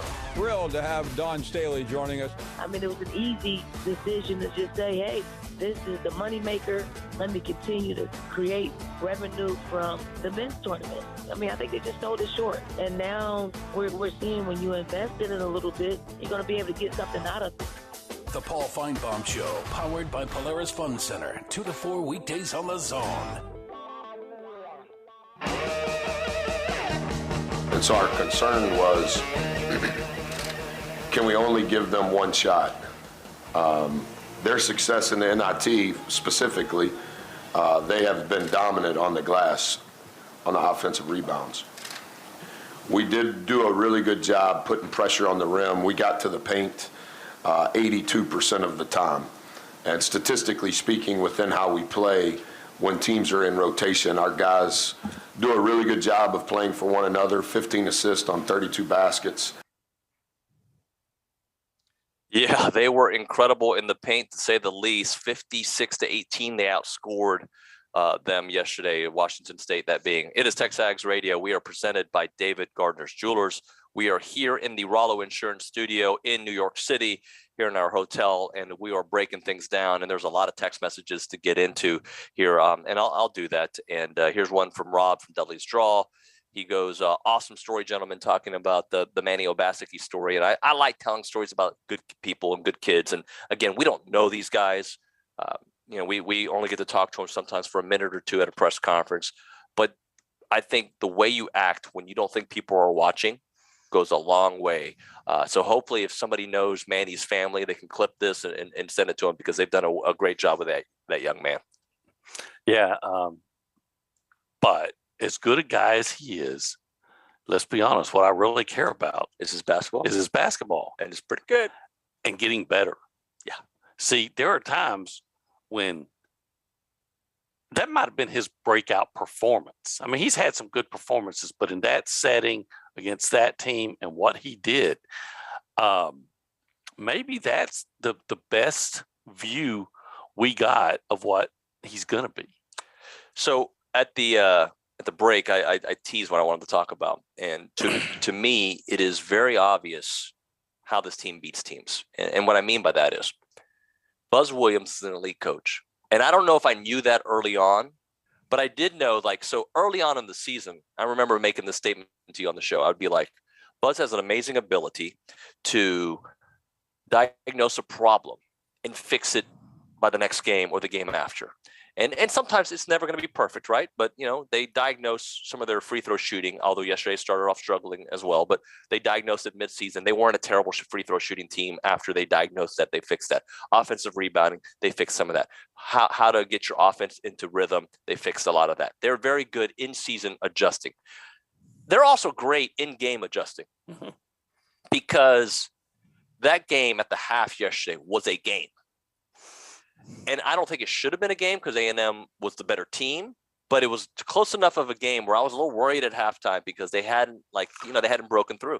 Well, the Washington State coach even said, I felt good at halftime. Yeah. I told our guys we could have been down 20. Yep. Or they feel like they probably feel like they should be up 20. Yep. And so he's went into halftime thinking, man, we're still in it. In their mind, they're thinking, we didn't shoot well. Of course, it was because of that A&M defense. We didn't play our best game, and we're only down 6 guys. We're in a great spot. Now, he's not thinking that A&M was 1 of 9 from the free throw line. I mean, 3-point line, and 3 of 8 at the free throw line. And A&M cleaned all that up. They did clean that up. And then the other thing that I was worried about was like, all right, I had done some research on Washington State. They protect the ball well, right? And they had 10 turnovers at the half. They had been averaging 10 turnovers in the NIT turnover games overall. And I'm like, if you already have them at their turnover total and you're only up 6, I was worried. But what did they do, OB? In the second half, they found the weakness in the defense, and then Henry Coleman got off. Well, I think the thing that is A&M's greatest asset now is just its sheer athleticism and speed.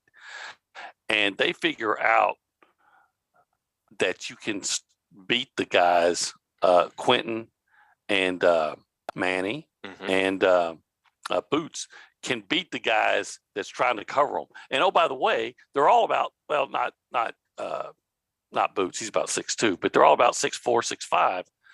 And the guys typically trying to cover them or guard them up at the top of the key, whoever has the ball, is usually around 6'1" or 6. And they're blowing, getting by them. And they start either making the shots that Quentin was making, the rebound, the layups, or those stop and, real short jumpers, or they were dishing it off to Henry, or they worked the ball around until he got open. And Henry had that huge second half. I think he had 14 of his 16, or maybe 16 of his 18 points, something like that in the second half. So that athleticism is benefits them so much too in defense. Again, they're all about 6'4". Yep. And, Washington State was really good 3-point shooters.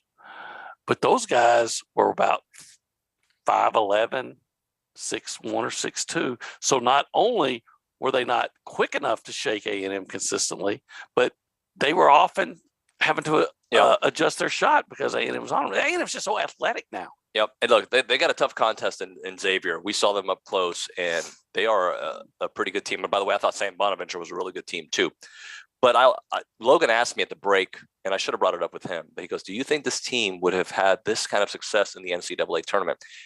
And when I answer that question, and I'll answer it to you, OB, I don't know if they're in the Final Four. I'm not jumping that ahead. I'm just going to say, depending on where they're seated, right? Because if they do the play-in game, that kind of changes a lot of the complexities, a harder role and whatnot. But beyond that, the way they're playing, they can beat. We already knew they could beat anybody. They are beating everybody. They've gone up, and Billy had the tweet yesterday. They've gone up 20 or 18 plus on just about everybody, from Arkansas.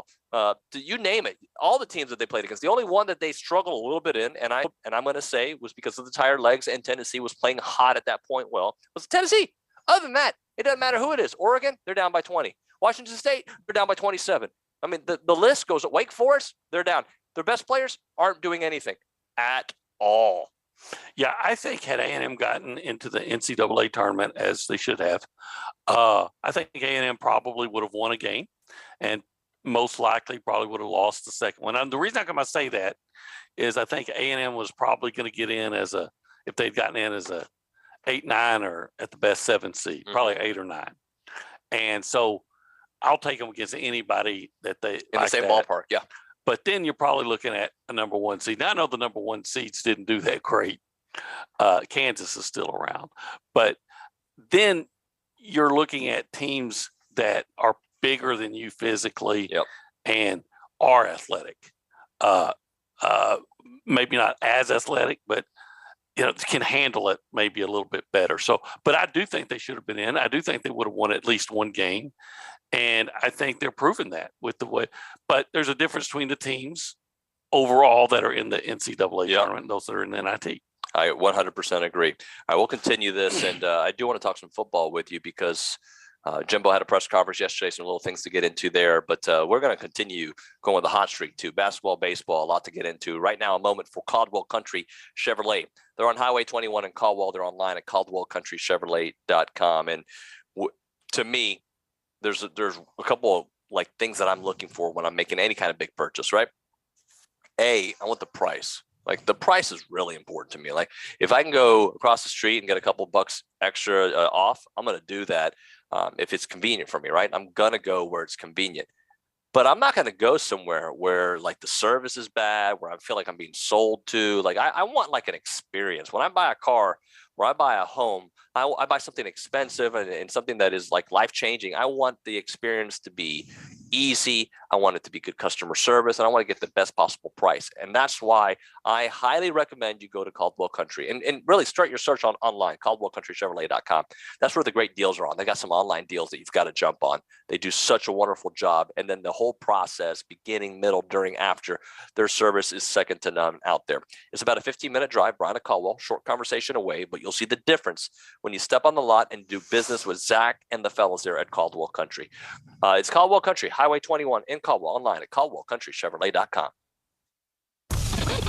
We once had Olin do push-ups on air for good radio. Go figure. Are you ready?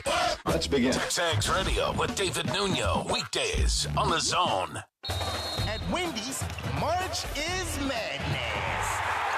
With our breakfast Baconator. Sausage, egg, and Swiss croissant. Both made with fresh cracked eggs. Or even a honey butter chicken biscuit. And we're just getting warmed up. Get 50% off the official breakfast of March Madness when you order through the Wendy's app.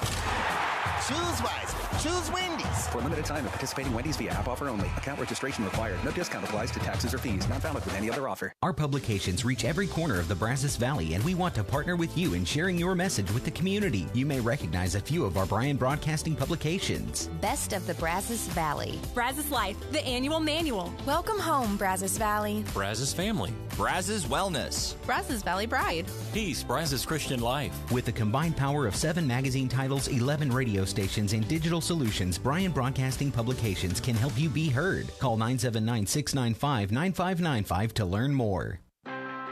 We are the NFHS. That stands for the National Federation of State High School Associations. But really, what we stand for, together with the UIL, are the 825,000 high school sports and performing arts students in Texas. And so we stand. We stand for the runners, debate team members, and basketball players. We stand for their coaches, officials, and adjudicators. We stand for the drummers, football players, and actors. We stand for the golfers, singers, and swimmers.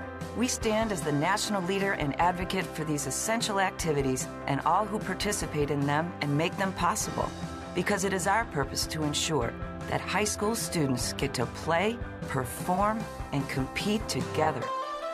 To learn more about who we are and what we stand for, visit nfhs.org.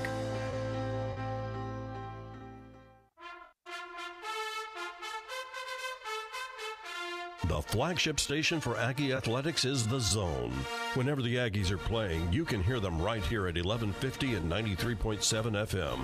Thanks to our listeners and our Aggie broadcast sponsors. Lance Lester at the Lester Group, Zwerneman Flooring, The Sleep Station, and Twin Peaks. Here's a big gig 'em to all these sponsors. Listen to Aggie Athletics on The Zone 1150 and 93.7 FM. Keyshawn, J. Will, and Max. The bottom line about the quarterback situation is because they're so important, and there are only so many of them that are actually elite. Either you have one or you don't. So what happens when someone doesn't have one? They start squinting and seeing what they want to see. Daniel Jones, yeah, he can run and he can throw. So they start seeing what they want to see. That's why the Mitchell Trubisky thing was all right, because based on what was available for them, they went out and got the most athletic guy. How's that look now? Listen in to Key, J. Will, and Max, powered by WC Tractor from 5 to 8 on The Zone. I've always said that he's been challenged, whether it was back when they were at Florida. They've always done a good job and presented problems and a lot of different looks. And whether it was Ole Miss, Florida, and everywhere he's ever been, that's always been one of the guys that you have to work at. And they have answers for your answers, and you have to answer their answers, and back and forth. So all that was all into that hiring process of where they go, and that goes all the way back, not just that game, but games. When they were at Florida, we were at Florida State, and they were always really good on defense. All right, that is Jimbo Fisher yesterday as he met with the media, breaking down the hiring of DJ Durkin.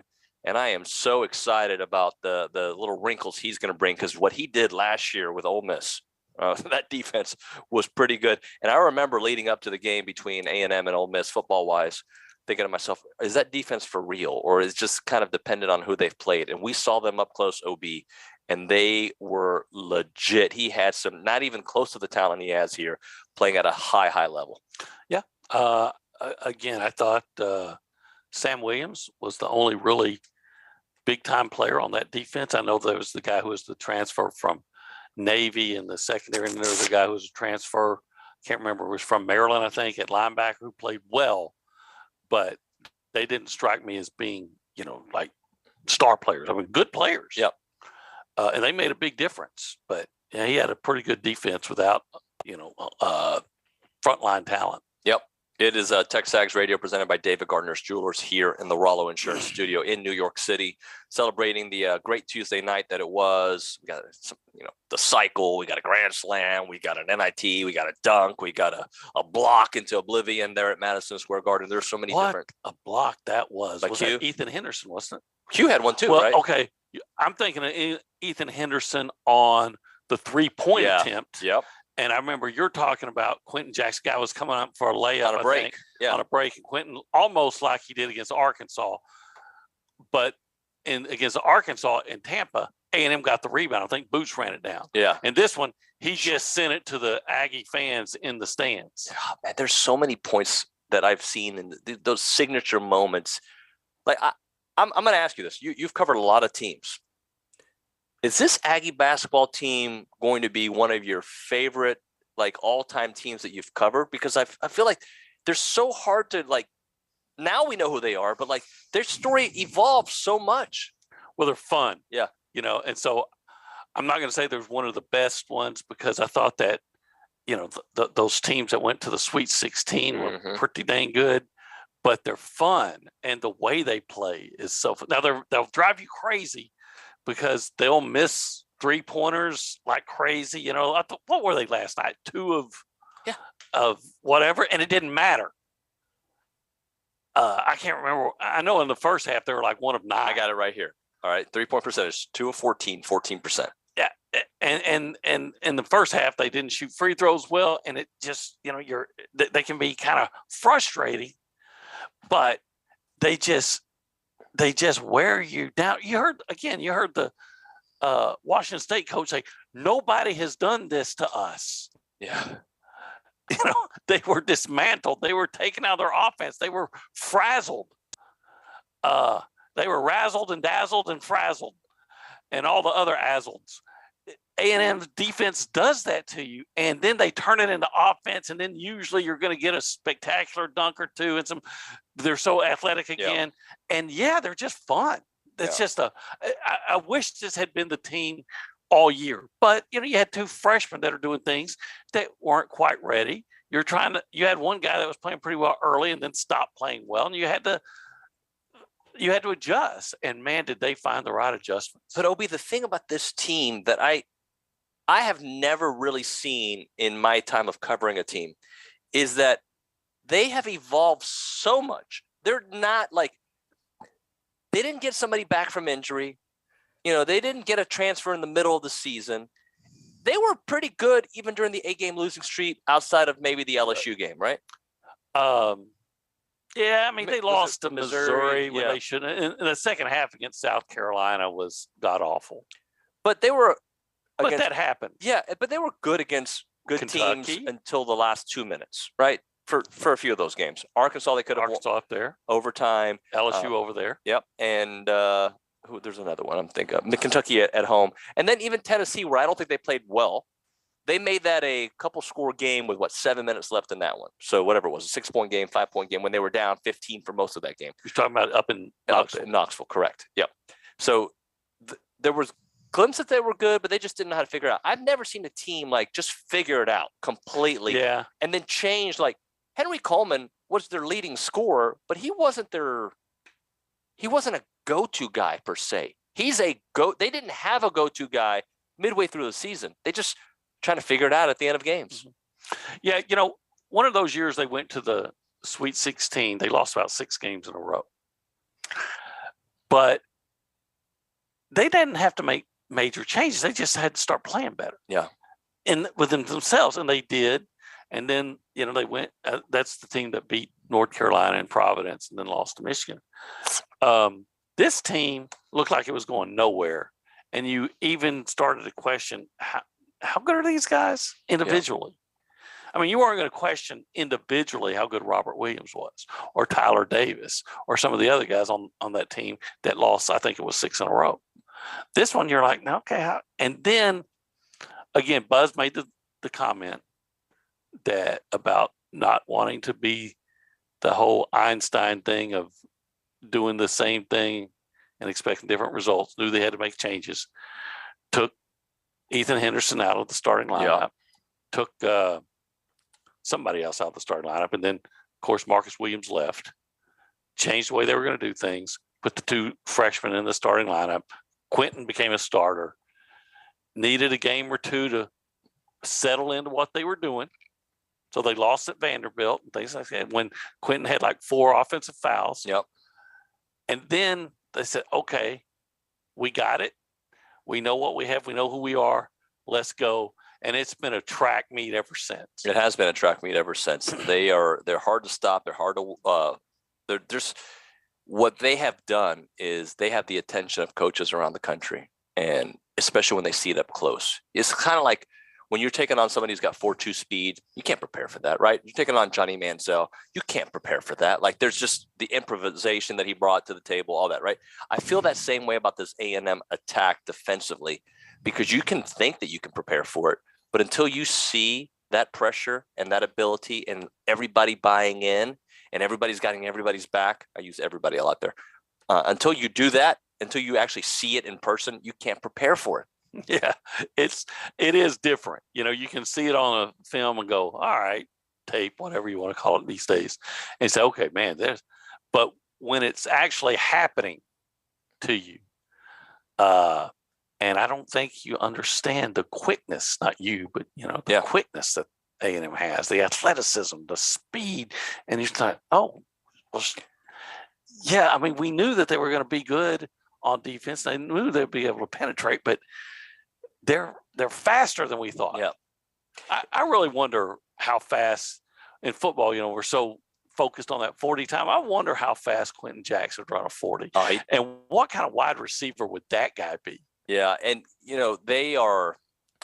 they're so fast closing out. And here's another thing I noticed yesterday.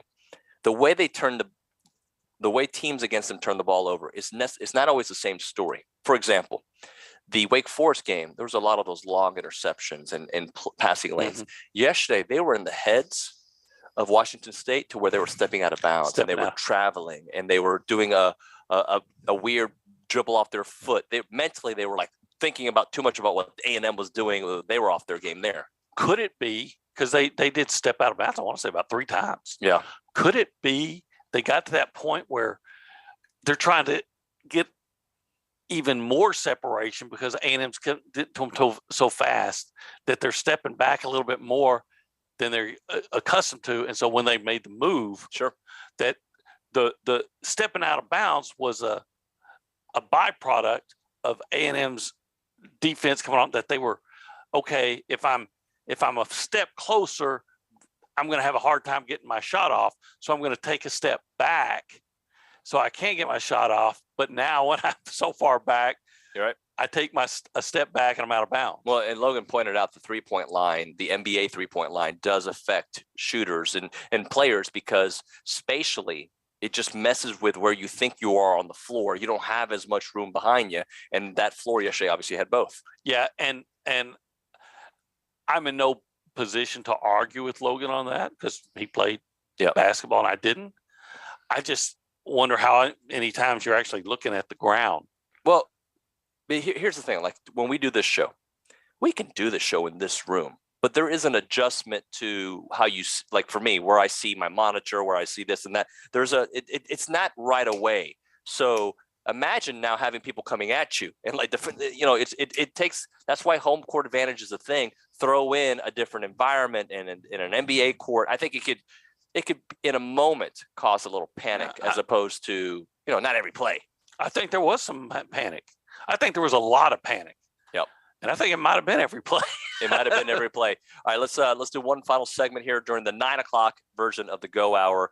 Appreciate the text messages there on the A&B text line. We'll get to a bunch of those here to close out the hour. Bronny going to do recruiting country, so we'll turn our discussion there to recruiting here at the top of the 10 o'clock hour. I'll try to mix in some basketball takes here and there, and then Kendall Rogers from D1 Baseball will join us at 10:35.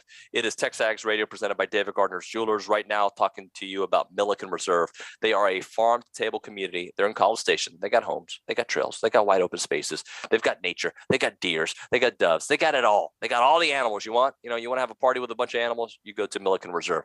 You want to kind of zen out, do some yoga, go to Milliken Reserve. You want to have property with a lot of acres, go to Milliken Reserve. You just want to hang out in nature, do the hiking, the biking, the canoeing, all that cool stuff that you should be doing, and also feel like you're away from the big city, but actually not too far from College Station. Actually, you're right in College Station. It just feels like you're away, or an hour away from Houston, whatever it may be.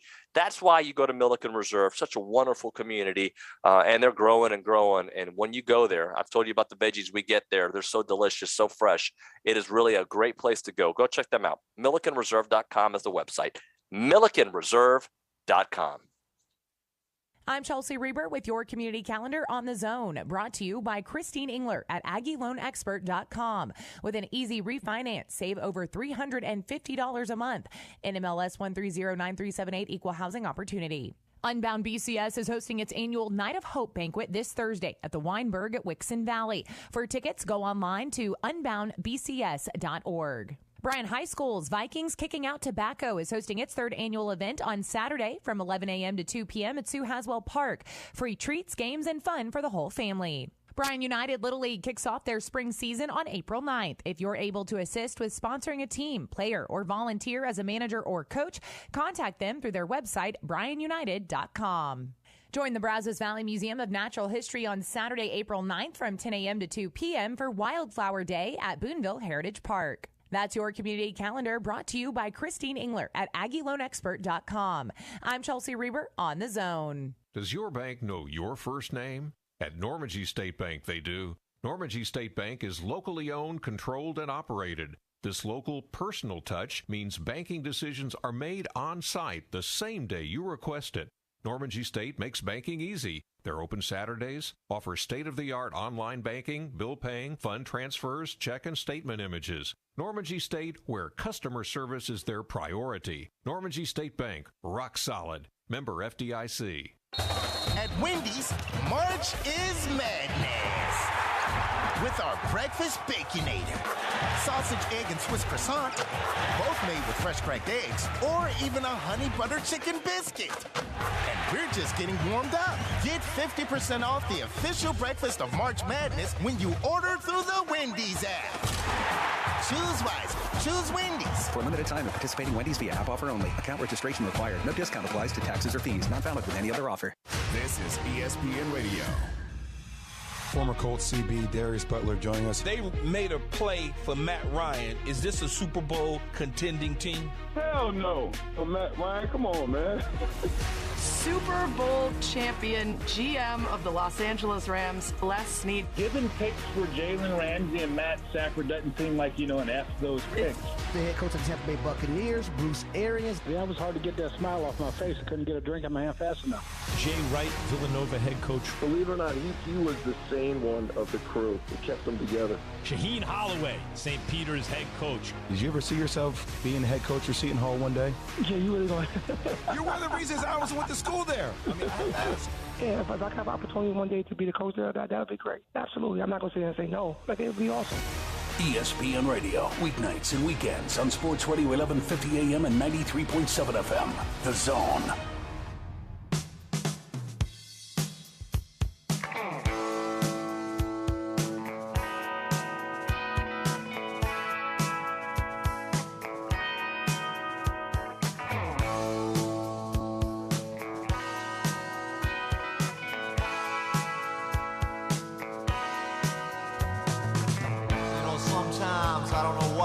And we are back. TexAgs Radio presented by David Gardner's Jewelers here in our New York City Rollo Insurance Studio.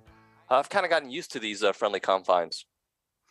Yeah, well, I don't think I phrased that correctly, but I've gotten used to this studio. Room, this room. Studio. Yeah.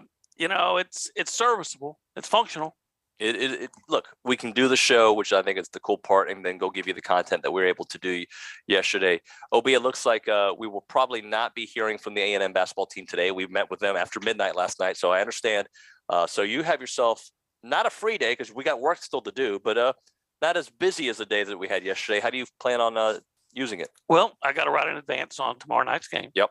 Which I will do probably after a nap. And then I will find something to eat. And if it's not too cold out, I heard it might get up to 49, so that's not bad. I might do a little more sightseeing. I'm definitely going to do some sightseeing. My best friend lives in Jersey. You met him yesterday, and he's got 4 kids, and I haven't seen a bunch of the kids in a while. So I'm gonna take a train out there at some point today and hang out with his family. And apparently it's about an hour long, and it's safe. That was the first thing I asked him. I go, dude, I like being safe. Is it safe? He says, yeah, it's a train with a bunch of people. So whatever, get in there. Yeah. So, well, good. That'll be fun for you. Yeah. I'll probably walk around Times Square. I may join you if I come back. I'm not sure when I'm going. We'll see how my day plays out. I do want to get into some text messages on the A&B text line.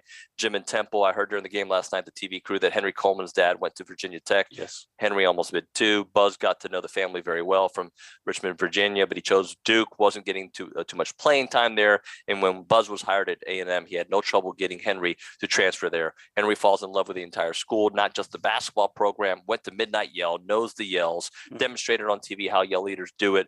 12th man and everything. Some great personalities on this team, he goes on to say. Yeah, Henry was one of the first guys that would, after a game when they won, would go over with the Raggies or that's baseball. What do they call the Reed Rowdies? Reed Rowdies, yeah. And saw the horns off with them.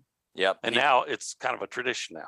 And it's a theme on the text thread. Matt in San Antonio, Henry Coleman might be one of my favorite players on this basketball team because of how appreciative he is of the 12th man, especially on social media. It's fun to see everybody, because I will be honest with you, OB, I monitor like this show how it feels, right? Like when there's good things happening in basketball a couple months ago, I don't know if people noticed, right? Like there was. The basketball fans did. I'm talking about the beyond basketball fans. I think they've caught the attention of the entire Aggie world. Yeah, and maybe the basketball world too. I think I can't remember the dipstick from the Southland Conference who was the selection committee chairman. Yep. And I think he's even going, crap. These guys keep blowing teams out, man. They keep showing how inept and stupid we were. There are some that can't appreciate this for what it is, right? And we're not taking on bad teams. This NIT tournament, I'll say it like this. The NCAA tournament is not all great teams. It's not the 64 best teams in the country. It's probably the top 30 teams in the country and then some other teams that have to fill, and not even the top 30 teams in the country. Let me rephrase that, because I think A&M is, if they did a ranking right now, A&M would, remind me, does college basketball do a postseason ranking, how the season finished out, or is it just a champion? I don't know. You'd have to ask Logan that. Okay. Because I would say, I would think that they would have a postseason ranking. Okay, I would say that they would be 18th, 17th, regardless of what happens. I think they've gotten that high. Maybe. I mean, I think what was to most people still most impressive is what they did in Tampa. Yep. All right, OB, that's going to close out the Go Hour. Thank you, sir. You bet. All right, when we come back, Ryan Broniger, Recruiting Country. Got to talk to the Bronster next here on TexAgs Radio, presented by David Gardner's Jewelers.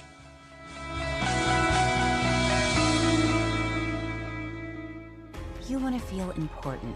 You want to be a part of something bigger, something that matters and can help change things. You want to feel like you belong. We know. We felt that way too. And that's why we did something about it. We aren't just Army National Guard soldiers. We are normal people just like you. And together, we can make a difference. Take on your legacy. Visit NationalGuard.com to find out more. Sponsored by the Texas Army National Guard Aired by the Texas Association of Broadcasters and this station. Vehicle accidents are stressful enough. You don't need someone showing up at the scene trying to pressure you into letting them tow away your vehicle. Call your roadside assistance provider or insurance company for towing company suggestions, or consult with police on the scene. And always have the price and terms in writing before you let them hook it up. If you suspect fraud, call us at 1-800-TEL-NICB or visit www.nicb.org. A public service message from the National Insurance Crime Bureau. Want to listen online? Not sure of the prize rules? Would you like to learn more about your favorite host? Go now to Zone1150.com. Zone1150.com. This is KZNE College Station Bryan. Aggieland's home for sports.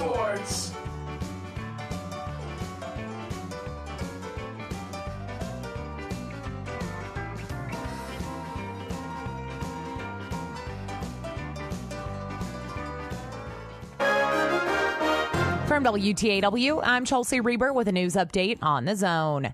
Brazos County commissioners are talking about widening the portion of Greens Prairie Road that is between two expanded sections in the city of College Station. During a workshop on another topic yesterday afternoon, County Auditor Katie Connor announced holding a workshop on capital projects next Monday. I'm only going to present two capital project funds, the CO debt from 2020 and the regular capital improvements fund. It rises, in my mind, to the level that the whole court has to determine where the money's coming from. During the same discussion, commissioners brought up widening the county portion of Greens Prairie, something requested during the public comment portion of a recent meeting. Next Monday's workshop starts at 1:30 in the commission's meeting room. Next Monday and Tuesday may be the last time a College Station ISD committee considers changes to the district's high school grading and class rank policy. CSISD board members were told this month to possibly plan on final action in May. Superintendent Mike Martindale responded to the question if that gives enough time for this year's 7th graders and their parents to consider changing classes. I think if there is something that a parent had a question or asked to make an adjustment on, then we would work with them accordingly. I think that would be the right thing to do, considering the tentative timing we have on this. Draft recommendations of the 58-member committee are scheduled to be presented to the CSISD board on April 19th. If you're 50 or older, the FDA has okayed a second pandemic booster from Pfizer and Moderna. The reaction to federal approval for a 4th vaccination from the Associate Dean of Texas A&M's Global One Health Department, Gerald Parker. Would be unfortunate if people become so numb to getting another shot, then when we really need it, people don't get it. Dr. Parker says there is the possibility we get a COVID variant that is resistant to the vaccine. For more news, go online to WTAW.com. I'm Chelsea Reber on The Zone. Hippity hop to the George Bush Presidential Library and Museum on Saturday, April 9th for the annual Easter celebration. The event will begin at 9:30 a.m. and include an Easter egg hunt, egg roll, egg toss, carnival games, face painting, kite flying, door prizes, balloon animals, complimentary refreshments, and photos with the Easter Bunny. The free event will be available for children age 7 and under. For more information, visit bush41.org. Question: would you pick a chain barbecue place over a hometown joint? Do you root for East Coast universities instead of the local team? Nah, then why choose a big Wall Street bank? A&B started in 1892. 5 generations later, we're still owned and operated by the same Texas family. We support this community. We value your privacy. We make quick decisions, and we hate red tape. We answer to you, not Wall Street. Bank with A&B. Family owned, Texas proud. Member FDIC, Equal Housing Lender. Good morning, sports fans. I'm Zach Taylor with your Aggie Sports Minute on The Zone. This Sports Minute is brought to you by Hilco Metal Roofing and Supply. Call 936-825-0500 or click HilcoSupply.com. Texas A&M men's basketball is moving on to the NIT championship. Quentin Jackson scored 18 points, and the Aggies rolled past Washington State last night, 72-56 in Madison Square Garden. After some cold shooting in the first half, the Maroon and White bounced back nicely coming out of the locker room. Jackson on the adjustment.